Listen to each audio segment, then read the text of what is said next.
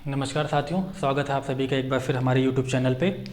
जैसा कि आप लोगों ने देखा होगा कि भर्ती बोर्ड ने एक अपडेट दिया है रेडियो ऑपरेटर और हेड ऑपरेटर के एग्ज़ाम के लिए। तो उसी के रिगार्डिंग मैं ये वीडियो बना रहा हूँ। तो सबसे पहले तो ये बहुत बड़ी खुशी की बात है कि भर्ती बोर्ड को याद आया कि ऐसा भी कोई फॉर्म भराया गया था। तो ये बहुत ही खुशी की बात है, क्योंकि मुझे जो लग रहा था कि ये एग्ज़ाम अब सस्ते बस्ते में चला जाता, 3-4 साल बाद फिर भर्ती बोर्ड को याद आता। लेकिन भर्ती बोर्ड को हालांकि याद है, उन्होंने अभी कल एक नोटिफिकेशन निकाला है।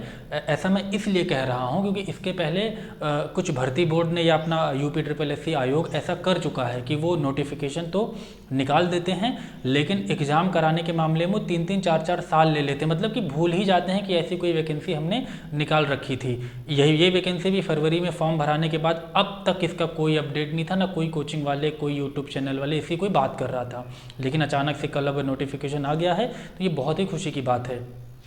हालांकि आज मैं आप लोगों को इन 3-4 पहलुओं पे बताने वाला हूँ कि एग्ज़ाम ऑफलाइन क्यों हो रहा है, और ये बीटेक और डिप्लोमा वालों के लिए गोल्डन चांस क्यों है, आखिर ये एकदम सुनहरा मौका। तीसरा, एग्ज़ाम कब तक होगा और क्या नॉर्मलाइजेशन होगा। तो आइए शुरू करते हैं वीडियो को।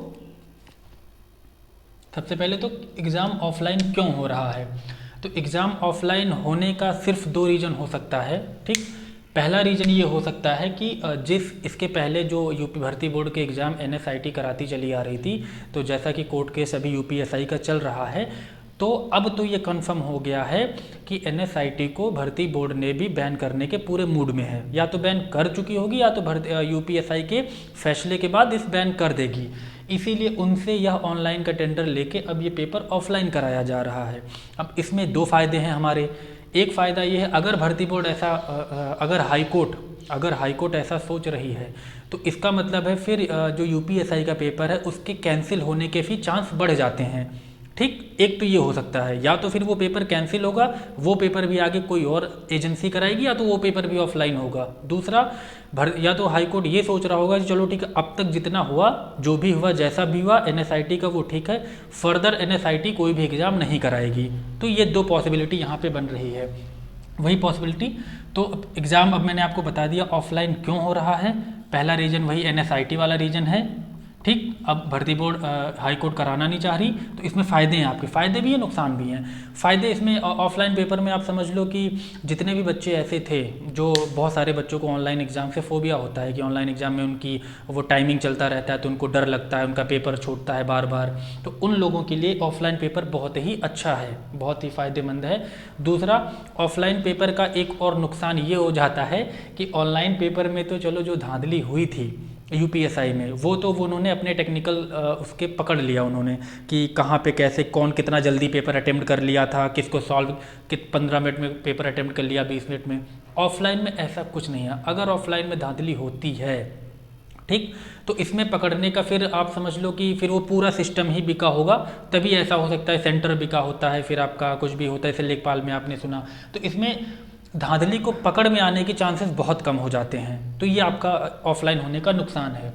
दूसरा आपका है बीटेक और डिप्लोमा वालों के लिए गोल्डन चांस क्यों है। ऐसा मैं इसलिए कह रहा हूँ क्योंकि जो आपकी हेड ऑपरेटर की वैकेंसी है, वो आपकी 3 वैकेंसी आपकी, एक तो आपका हेड ऑपरेटर है, ठीक, एक आपका असिस्टेंट से रेडियो ऑपरेटर है, एक आपका वर्कशॉप स्टॉप है।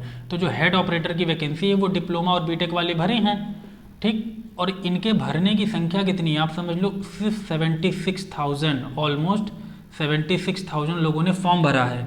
इस 76,000 में ऐसे भी बच्चे हैं, क्योंकि उस समय सर्टिफिकेट तो बीटेक का शायद कुछ मांगा नहीं गया था, तो ऐसे भी बच्चे हैं जिन्होंने फॉर्म भर दिया है, जिनके पास सर्टिफिकेट नहीं होगा, या जो अपीयरिंग वाले होंगे उनके पास सर्टिफिकेट नहीं होगा। कुछ बच्चे ऐसे होंगे, इसमें से आप समझ लो कि जो इस 76,000 सभी के सभी तो निकालने वाले हैं नहीं।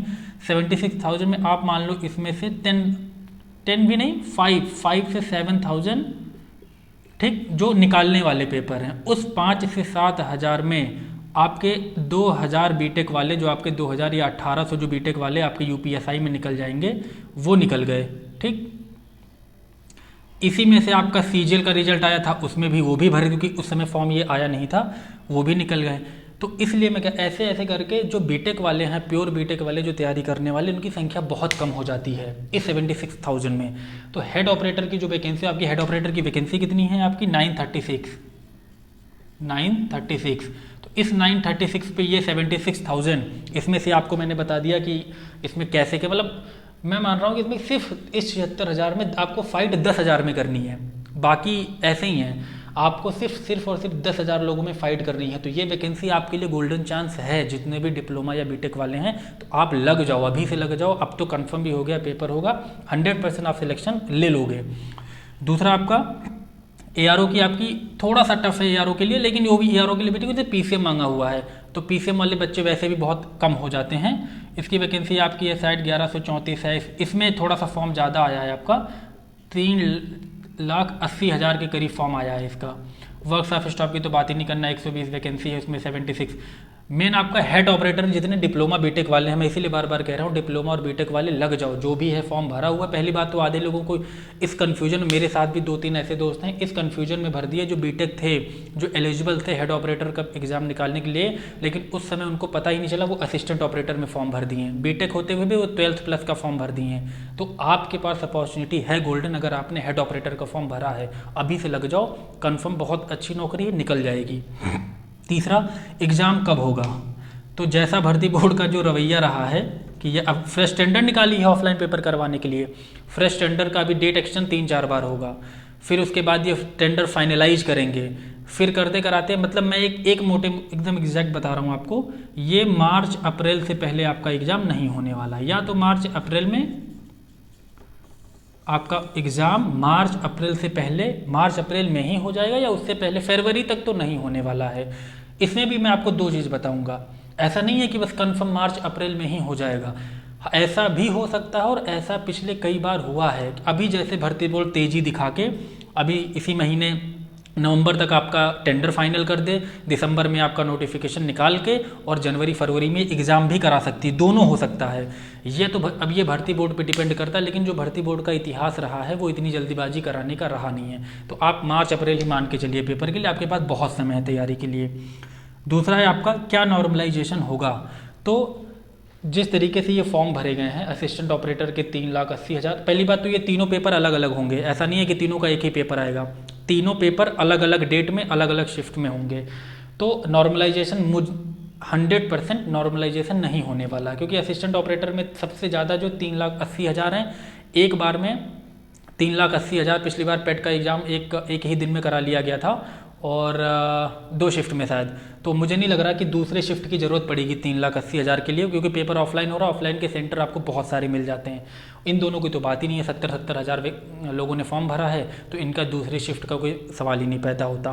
तो जब एक से ज़्यादा शिफ्ट में पेपर नहीं होगा तो नॉर्मलाइजेशन भी आपका नहीं होगा। तो जितने बच्चे नॉर्मलाइजेशन यूपीएसआई में नॉर्मलाइजेशन के चक्कर में बाहर हुए थे, वो इस बार बाहर नहीं होंगे। मेहनत करिए, आपका पक्का हो जाएगा और आप सिलेक्शन ले लोगे।